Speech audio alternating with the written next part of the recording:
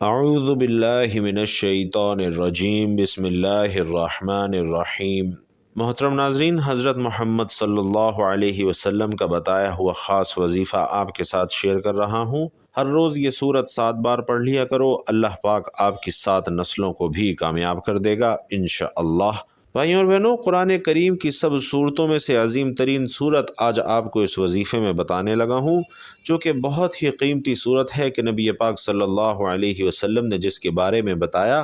کہ یہ ایسی صورت ہے جس سے 7 سمندروں کے خزانے کھل جاتے ہیں۔ جب کوئی زمین پر اس صورت کی تلاوت کرتا ہے نا، تو زمین کے نیچے اور سمندر کے نیچے رہنے والی مخلوقات اس پڑھنے والے کے لیے دعا کرتی ہیں۔ یہ صورت پڑھنے والا 7 سمندروں پر حکمرانی کرتا ہے۔ اس صورت کی آیات بھی 7 ہیں اور اس کو 7 مرتبہ پڑھنے والا 7 سمندروں پر حکمرانی کرنے لگتا ہے۔ اس صورت کی تلاوت کرنے والے کی زمین کے اوپر اور زمین کے نیچے سمندروں کے نیچے تمام مخلوقات محبوب بن جاتی ہیں۔ وہ اس صورت کے پڑھنے والے کے غلام بن جاتے ہیں، پھر غیب سے اس کے لیے ہر کام آسان کر دیا جاتا ہے، اس کی زندگی کی مشکلات کو آسانیوں میں بدل دیا جاتا ہے۔ تو اگر آپ رزق کی تنگی کی وجہ سے پریشان ہیں یا کوئی بھی اور مسئلہ ہے، تو اس صورت کو روزانہ صرف 7 بار پڑھنے کا اپنا معمول بنا لیں۔ چلتے پھرتے اٹھتے بیٹھتے جب یاد آئے اپنی زندگی کا حصہ بنا لیں۔ انشاءاللہ آپ کو وہ سب کچھ ضرور ملے گا جس کی آپ خواہش کریں گے۔ اللہ تعالیٰ آپ کو وہ سب کچھ اس صورت کی برکت سے ضرور عطا فرمائے گا۔ یہ قرآن پاک کی 7 آیات پر مشتمل چھوٹی سی صورت ہے، اور وہ صورت ہے جو قسمت کے بند دروازوں کو کھول دیتی ہے اور پڑھنے والے کے لیے قدم قدم پر آسانیاں پیدا کرتی ہے۔ تو ناظرین، آج آپ کو وظیفے میں جو صورت بتانے لگا ہوں، یہ اللہ تعالیٰ کے پیارے کلام پاک کی سب سے پہلی صورت ہے، جس کے اور بھی بہت سے نام ہیں، لیکن قرآن پاک میں اس پہلی صورت کا نام سورۃ الفاتحہ ہے، جو قرآن پاک کے آغاز میں ہی اللہ تعالیٰ کی وحدانیت، اس کی ربوبیت، اس کی الوہیت کے ساتھ ساتھ انسان کے لیے فلاح اور کامیابی کی دعا بھی ہے، اور اس کی دعاؤں کے ساتھ ساتھ اللہ تعالیٰ کی نعمتوں کے حصول کا بہترین ذریعہ بھی ہے۔ سورۃ الفاتحہ کی ناظرین، ہم سب جانتے ہیں کہ بہت ہی زیادہ فضیلت اور اہمیت ہے، اور اس سورت کے بہت سے فضائل ہیں کہ یہ سورۃ الفاتحہ نماز کا باقاعدہ رکن ہے، چنانچہ سورۃ الفاتحہ کے بغیر نماز مکمل ہو ہی نہیں سکتی۔ ناظرین کرام، سورۃ الفاتحہ قرآن کریم کی افضل ترین سورت ہے، چنانچہ امام ترمذی نے ایک روایت ذکر کی ہے اور اسے صحیح بھی قرار دیا ہے کہ سیدنا ابو ہریرہ رضی اللہ تعالی عنہ فرماتے ہیں کہ حضور علیہ الصلاۃ والسلام نے ابی بن قعب رضی اللہ تعالی عنہ سے فرمایا کہ کیا آپ یہ پسند کرتے ہیں کہ میں آپ کو ایسی عظیم صورت سکھاؤں کہ اس جیسی صورت تورات، زبور، انجیل سمیت قرآن مجید میں بھی نازل نہیں ہوئی؟ تو ابن قعب نے کہا، جی ہاں اللہ کے رسول، مجھے ضرور سکھائیے۔ تو آپ صلی اللہ علیہ وسلم نے فرمایا کہ تم نماز میں کیسے قرأت کرتے ہو؟ ابو ہریرہ کہتے ہیں کہ ابی بن قعب نے سورۃ الفاتحہ کی تلاوت شروع کی تو اس پر رسول علیہ الصلاۃ والسلام نے قسم کھا کر فرمایا کہ قسم ہے اس ذات کی جس کے ہاتھ میں میری جان ہے، تورات، انجیل، زبور اور قرآن میں بھی اس جیسی صورت نازل نہیں ہوئی۔ ناظرین محترم، سورۃ الفاتحہ ہی 7 من المثانی یعنی بار بار پڑھی جانے والی 7 آیات ہیں، اور اسی صورت کے بارے میں اللہ تبارک و تعالی نے ارشاد فرمایا، وَلَقَدْ آتَيْنَاكَ سَبْعًا مِّنَ الْمَثَانِي وَالْقُرْآنَ الْعَظِيمِ، یعنی یقیناً ہم نے آپ کو 7 آیات جو کہ بار بار پڑھی جانے والی ہیں اور قرآن عظیم عطا کیا ہے۔ ناظرین، صحابی رسول ابو سعید رضی اللہ تعالی عنہ کہتے ہیں کہ رسول علیہ الصلاۃ والسلام نے مجھے فرمایا، تمہارے مسجد سے نکلنے سے پہلے تمہیں قرآن کریم کی عظیم ترین صورت ضرور سکھلاؤں گا۔ پھر آپ صلی اللہ علیہ وسلم نے میرا ہاتھ پکڑ لیا، پھر جب مسجد سے نکلنے کا ارادہ فرمایا تو میں نے عرض کیا کہ اللہ کے رسول، آپ نے فرمایا تھا کہ میں تمہارے مسجد سے نکلنے سے پہلے قرآن کریم کی عظیم صورت ضرور سکھلاؤں گا۔ تو آپ صلی اللہ علیہ وسلم نے فرمایا کہ وہ عظیم صورت الحمدللہ رب العالمین ہے، اور یہی صورت 7 المثانی بھی ہے، اور مجھے دیا گیا قرآن کریم بھی عظیم ہے۔ ناظرین، حافظ ابن حجر رحمۃ اللہ علیہ کہتے ہیں کہ سورۃ الفاتحہ کے 7 من المثانی اس نام کی وجہ تسمیہ کے بارے میں اختلاف ہے، تو بعض وجہ تسمیہ کے بارے میں کہتے ہیں کہ یہ نام ہر رکعت میں پڑھے جانے کی وجہ سے ہے۔ بعض کہتے ہیں کہ اس صورت کے ذریعے اللہ تعالیٰ کی ثنا بیان کی جاتی ہے، جبکہ بعض کہتے ہیں کہ یہ اس امت کے لیے استثنائی صورت ہے، اس امت سے قبل کسی کو یہ صورت عطا نہیں کی گئی۔ ناظرین، اس صورت میں اللہ تبارک و تعالی کی حمد و ثنا اور بزرگی بیان کرنے کو بارگاہ الہی میں وسیلہ بنایا گیا ہے۔ اسی طرح اللہ کے سامنے اللہ کی الوہیت وحدانیت کو وسیلہ بنا کر سب سے اہم ترین سوال اور کامل ترین مرغوب چیز مانگی گئی ہے، اور وہ ہے ہدایت۔ سورۃ الفاتحہ مختصر سی صورت ہونے کے باوجود توحید کی تینوں اقسام یعنی توحید ربوبیت، توحید الوہیت اور توحید اسماء و صفات پر مشتمل ہے۔ سورۃ الفاتحہ میں قلبی اور بدنی دونوں قسم کی شفا موجود ہے، جیسا کہ ابن قیم رحمۃ اللہ علیہ کہتے ہیں کہ سورۃ الفاتحہ میں قلبی شفا بڑے ہی کامل انداز میں موجود ہے، کیونکہ قلبی بیماریوں کا دار و مدار دو بنیادوں پر ہوتا ہے، ایک علم فاسد ہو اور دوسرا ارادہ فاسد ہو، اور ان دونوں بنیادوں پر دو مہلک نتیجے برآمد ہوتے ہیں، یعنی گمراہی اور غضب۔ چنانچہ گمراہی فاسد علم کا نتیجہ ہوتی ہے، جبکہ غضب فاسد ارادے کا نتیجہ ہوتا ہے، اور یہی دونوں بیماریاں تمام قلبی بیماریوں کا نچوڑ بھی ہیں۔ اب صراط مستقیم کا مل جانا گمراہی کی بیماری سے شفا ہے۔ یہی وجہ ہے کہ اللہ تعالیٰ سے ہدایت مانگنا ہر بندے پر سب سے بڑا فریضہ ہے، اور یہ فریضہ اللہ تعالیٰ نے ہر دن اور رات کی سب نمازوں میں فرض قرار دیا ہے، کیونکہ انسان کو ہدایت کی ہر معاملے میں بہت زیادہ ضرورت ہوتی ہے۔ نیز یہ ایسی دعا ہے کہ اس دعا کا کوئی اور متبادل بھی نہیں ہے۔ ایاک نعبد و ایاک نستعین کو علمی، عملی، ماحول اور معرفت ہر اعتبار سے عملی جامہ پہنانے قلبی اور ارادی خرابیوں سے نجات ملتی ہے، جبکہ اس صورت میں بدنی شفا بھی موجود ہے۔ ہم اس کے لیے حدیث میں مذکور بدنی شفا کا تذکرہ کرتے ہیں، اور اسی طرح طبی قواعد اور مشاہداتی تجربات کو بھی بیان کرتے ہیں۔ حدیث میں ہے، ابو سعید خدری رضی اللہ تعالی عنہ سے بیان کرتے ہیں کہ نبی کریم صلی اللہ علیہ وسلم کے چند صحابہ کرام عرب کے کسی قبیلے کے قریب سے گزرے اور سورۃ الفاتحہ کے ذریعے دم کرنے کی مکمل روایت بیان کی۔ پھر کہا کہ اس حدیث میں آیا ہے کہ بچھو کے کاٹے ہوئے مریض کو سورۃ الفاتحہ سے شفا ملی اور دوا کی ضرورت ہی نہ رہی، بلکہ سورۃ الفاتحہ کا اثر وہاں بھی ہوا جہاں کوئی دوا اثر بھی نہیں کرتی۔ یہاں یہ بھی واضح رہے کہ جس شخص کو دم کیا گیا تھا وہ دم کے قابل نہیں تھا، یا تو اس لیے کہ وہ قبیلہ ہی مسلمان نہیں تھا،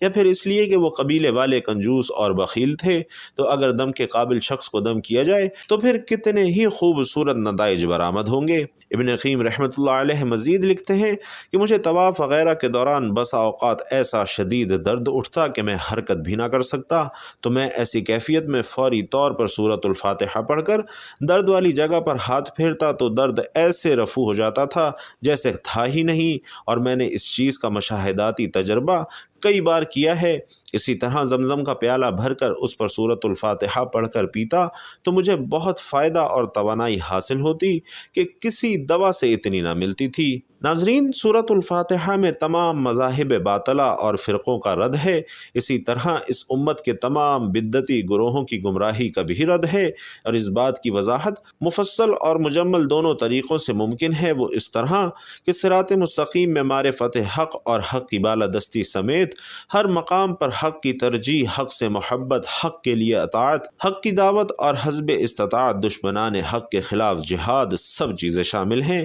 اور حق وہی ہے جو رسول علیہ الصلاۃ والسلام اور آپ کے صحابہ کرام کا طریقہ تھا۔ اسی طرح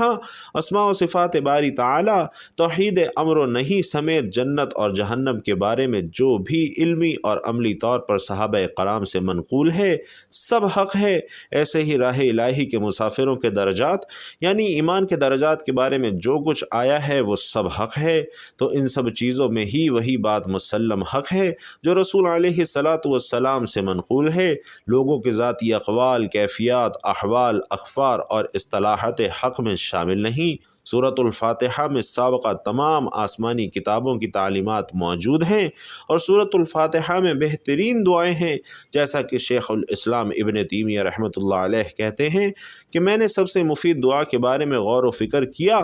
تو وہ مجھے اللہ تعالیٰ کی رضا کا باعث بننے والے اعمال کی توفیق کی صورت میں نظر آئی۔ مزید غور کیا تو یہ دعا سورۃ الفاتحہ میں ایاک نعبد و ایاک نستعین یعنی ہم تیری ہی عبادت کرتے ہیں اور تجھ سے ہی ہمہ قسم کی مدد طلب کرتے ہیں، اس صورت میں نظر آئی۔ خلاصہ یہ ہے کہ سورۃ الفاتحہ میں دنیا اور آخرت کی ہر قسم کی خیر اور سعادت موجود ہے۔ ابن قیم رحمۃ اللہ علیہ مزید لکھتے ہیں کہ فاتحۃ الکتاب ام القرآن، سبع المثانی، کامل شفا، مؤثر دوا، بہترین دم، خزانوں اور کامیابیوں کی کنجی، جسمانی طاقت کا محافظ، غموں، پریشانیوں، خدشات اور مشکلات کے لیے تریاق سورۃ الفاتحہ ہے۔ البتہ یہ تمام چیزیں اس شخص کو حاصل ہوتی ہیں جو سورۃ الفاتحہ کا مقام حقیقی انداز میں پہچانے، سورۃ الفاتحہ کے حقوق مکمل ادا کرے، بیماری سے شفا یابی کے لیے مناسب اور موزوں طریقہ اپنائے اور اس راز کو حاصل کر لے جس کی وجہ سے اس سورت کو اتنا بڑا مقام عطا کیا گیا ہے۔